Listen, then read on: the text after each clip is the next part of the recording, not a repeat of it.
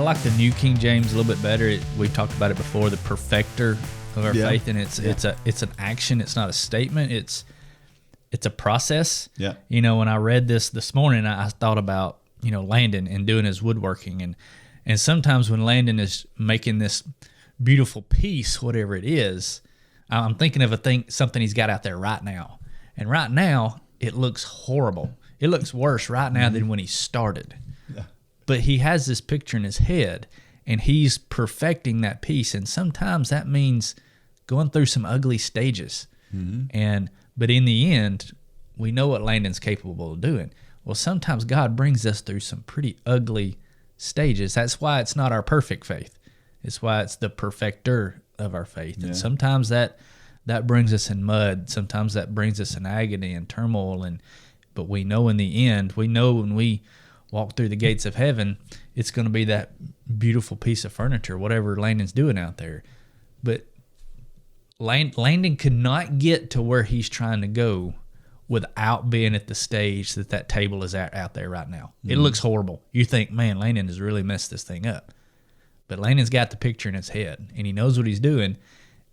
And right now he's perfecting it. He's the perfecter of that table. And I don't know why that illustration came to my mind this morning. I guess because I'm looking at what Landon's doing out there, and I'm like, I know what he's doing, but most people that would walk in would be, man, he's run this thing in the ditch. What a mess. But I don't know. It's just a great illustration for me that's exactly how God allows our lives to go sometimes.